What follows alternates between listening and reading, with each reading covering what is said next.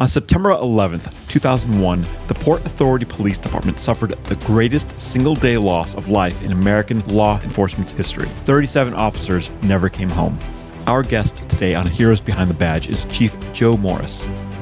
On that morning, he was the commanding officer at LaGuardia Airport. Within hours, he and his officers were at the World Trade Center, where Joe would face the unimaginable, the collapse of the South Tower, and the loss of nearly every commander above him. In part one of this two-part series, Joe takes us through the events of that morning, his urgent response, the collapse of the towers, and the moment he realized he was now the senior officer left to lead. It's hard to believe, Joe, for me, and maybe for you too. It's been 24 years since the horrible attacks on the World Trade Center and the Pentagon. And you know what I was thinking today? There are adult people, humans, living in our country today who have no firsthand knowledge of the events of 9/11, 2021. They can only read about it, watch videos. They have no knowledge of what that day was like. And that was kind of like, are you kidding me? I mean, that is so emblazoned in the minds of all of us who lived through it. But I want to talk about that day. Okay. You know, as most of our guests, and I always say this up front, they serve outstanding, illustrious, successful, highly decorated careers for decades. And then there's that one day that kind of defines everything. Maybe that's right and maybe that's wrong, but that's what it is. And on that day, 9/11, you were an inspector, I believe, right, with the Port Authority PD, New York, New Jersey Port Authority PD.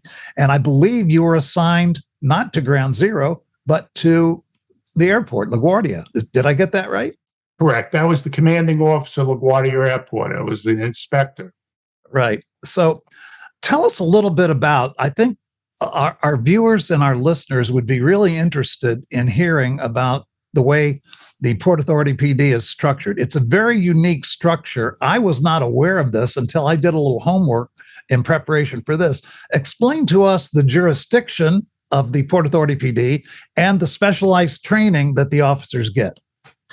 Well, the Port Authority was created at 1928. By an act of Congress, and it's a bi-state agency of New York and New Jersey. It has a board of commissioners and an executive director.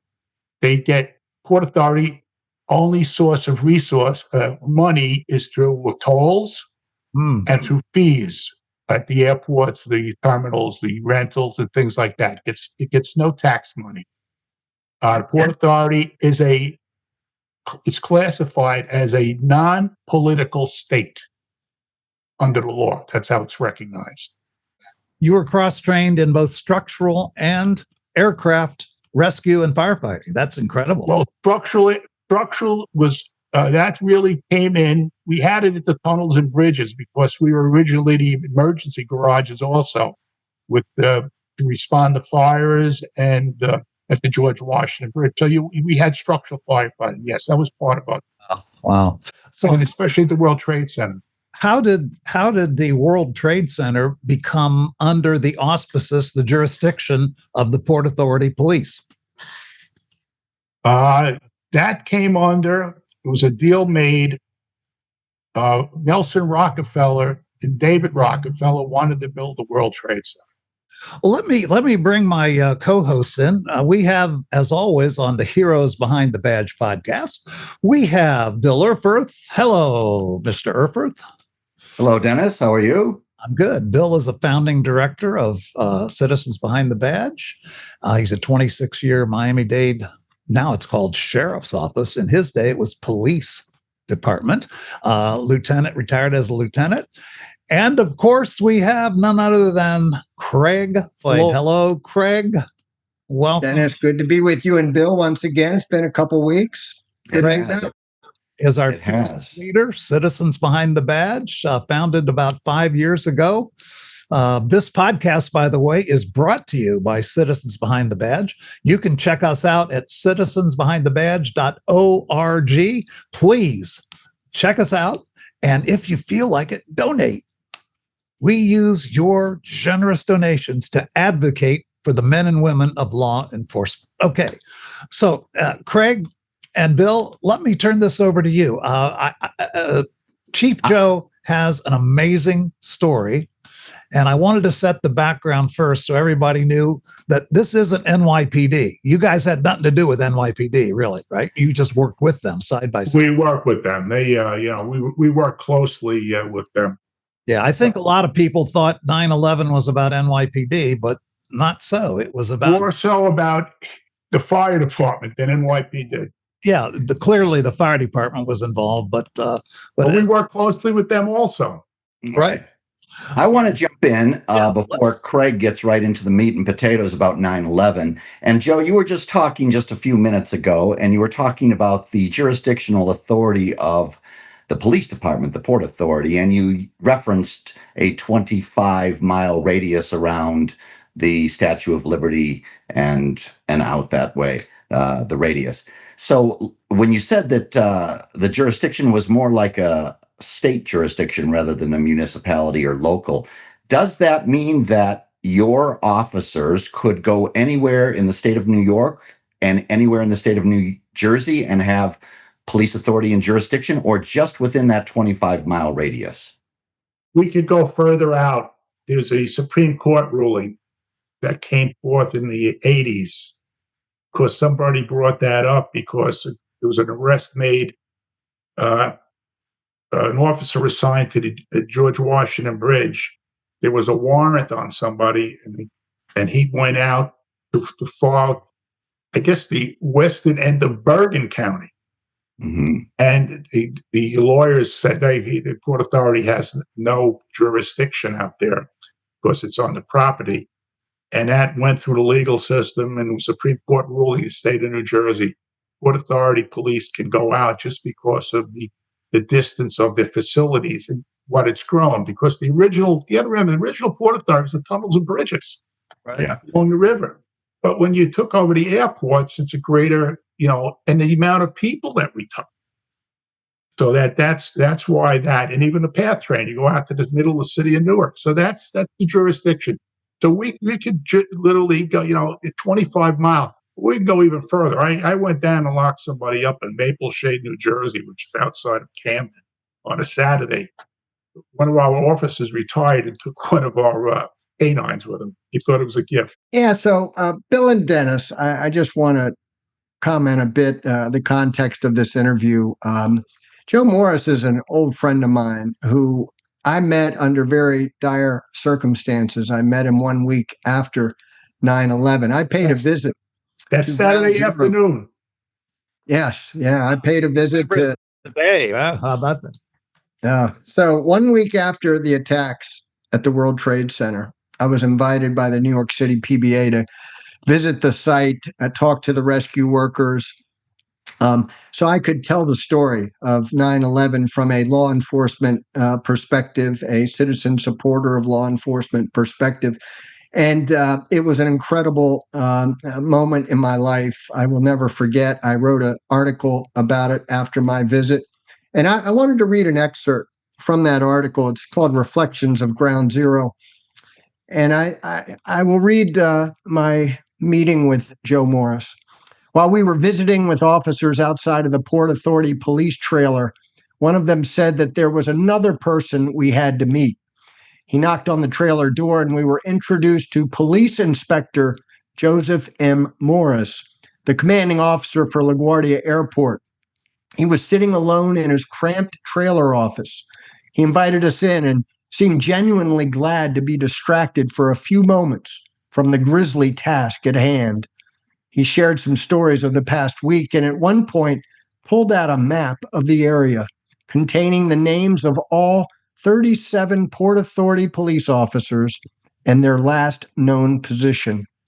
As he pointed to the names and explained their significance, I remember thinking that I'd never seen such exhaustion and sadness etched upon any man's face.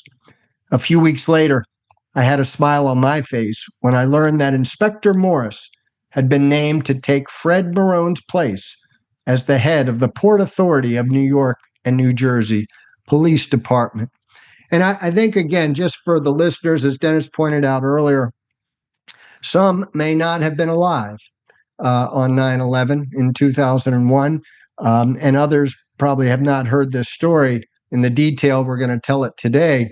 But before we get into the Port Authority and their story, which is quite unique, the greatest single loss of life by any department in a single incident in the history of our nation.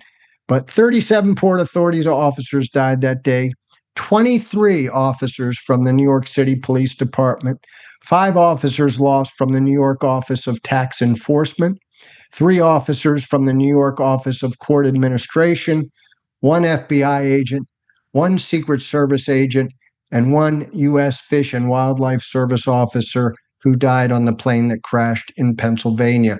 I just wanted to put things in perspective. And Joe, so great to have you here. I've lost touch with you over these last several years, but seeing you here today, talking to you, brings back so many memories. You were just one of my favorite people in law enforcement, such an incredible leader. To help us understand where you were on 9/11 that morning as the first plane crashed into the World Trade Center, and what happened that got you to the towers, and some of the things that happened during that time. Well, it was a normal day. I commuted from Jersey over to LaGuardia, which was my command. I was running in and said the plane hit the World Trade Center. So, and the call was out for a mobilization. And the Port Authority mobilization was, the police had a central police desk that was at headquarters, and the chief that was responsible, the senior chief, would call for the mobilization. So every police command, Kennedy, LaGuardia, bus terminal, they would strip down and go and send people down to the World Trade Center. I was able to get 17 police personnel, including myself, with 7 vehicles. I had a detective sergeant. I took with me Lieutenant Sepulveda because he had done 10 years at the World Trade Center as a cop and a sergeant. And I had worked with him during the 93 bombing. So I knew he said, "You're coming with me, Seppi." So we get in the cars, and my car led down the BQE, the Brooklyn Queens Expressway. It was like we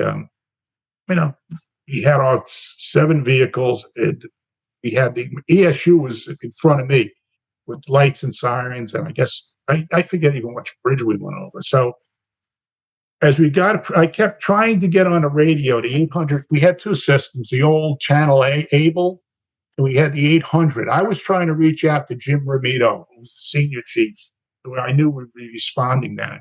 I had no contact with him.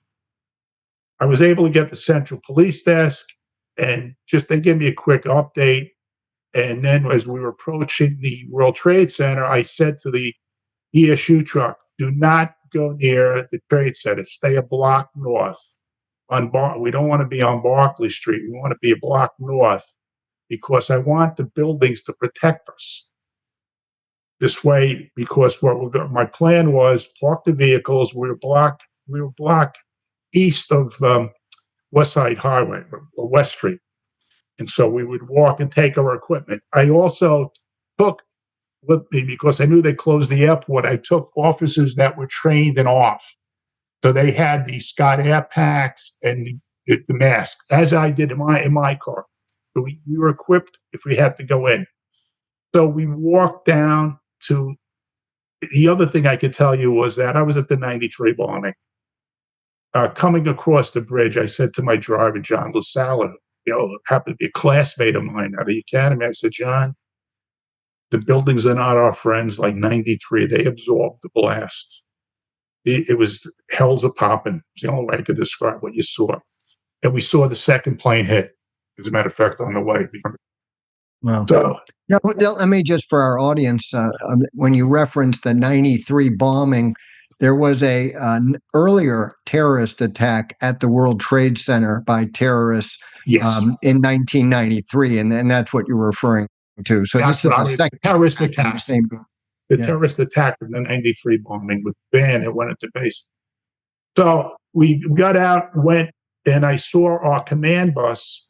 And again, the command bus was what we used for incident command, where it had the radios, the telephones, and space, a little office in the back, and communications officer. So it was a place we would meet. It was a blessing for that command bus, because it normally would have went into what we called VIP Drive, which was right outside. It was on West Street, just outside the lobby of the North Tower. Because the fire department had I guess a 12-inch hose across West Street, they couldn't get any further than the Verizon building, which was on the north border of it. So I got there, and the first person who came up to me was Bob Van Etten, who was the Inspector General of the Port Authority. And he said, "Joe, you're the highest command here right now, Commander. It's all yours." So that there were units well before we got there. I got there actually it was 7 minutes before the South Tower came down. So I had the luxury, when I look back, of a panoramic view of what was going on. Because when you were up in those towers, you didn't know anything, to be quite honest. Radios that didn't really work. And, again, even though our channel label had problems because the base station was on the roof of Building 5 and debris was hitting it. So I saw Bob in and I went into the bus, and I got in touch with the central desk and said, "Where's Ramito?" They said, "He's in the building." So that I saw another inspector. So the first thing I did, I came out, and the contingent from Newark Airport came. So I think it was about 40 to 45 people there from the two commands, maybe a couple from the bridge. And I told them, break up with bosses, 3 or 4 cops with a boss, and don't do anything until I come back. I'm going to walk down to the lobby with Sepulveda and find out what's going on, because I knew there was a command post in there with the fire department and World Trade Center personnel. So as I tell people, I was walking down and I didn't want to look up and I didn't want to look down because what was on the ground. And what did catch my attention is I was just getting, there was a bridge that took you from, they used to call it the Customs Building over to World Financial Center, was the other side of West Street. So I just got past that edge, the southern edge of that bridge. Objects in the air started coming out of the South Tower. And I looked up, and then it started to pancake the building. The collapse started. And, I was struck by it. And I described that I used an old French military term to the people around. Now, the other thing that subconsciously I saw, there was no civilians there at that point. Most had evacuated or escaped the area. It was mostly fire department and police. So I did yell out, like I said, the French command, "Fuck, run." And I turned around and I did the building with the collapse. And I did the bus was maybe 60 yards away north. I just ran north with Sepulveda past me running, because he was about 2 steps ahead of me, but past me, I knew that. And I knew something was behind me, but I wasn't going to look. And I saw the bus, the command bus. And I did play football through college, high school and college. And I put my left foot out and I made a great out move and jumped into the bus floor. And the only way I could describe it, it was a warm white blizzard with the wind and the paper and debris. So that we let it sit. But that's the thing. And Seppi ran north. So that I got the thing. So Joe, let me just interrupt for a second. I know the story to some extent, but maybe you can clarify. You indicated that Bob Van Etten, when you got to the site, indicated you were the highest ranking officer on the scene. But in reality, there were other superior officers, including this current superintendent of the Port Authority Police Department, Fred Marone, who had arrived at the towers maybe even a little bit before you. What happened to Fred and some of the other high-ranking officials? I was He was the director of public safety. He was in charge of the administration, but operational wise, I answered But Fred Marone went up. He was going to try to. He was with Inspector Infante. They were going up to rescue the executive director. Ramito was in another space of the building upstairs, and one of the cops, a sergeant, told me he went up. So I knew they were in the building. Chief Hall was also there. He was the chief of tunnels and bridges and the path train. He was someplace, but I didn't see him there. It turns out that he was closer to Barclay Street, so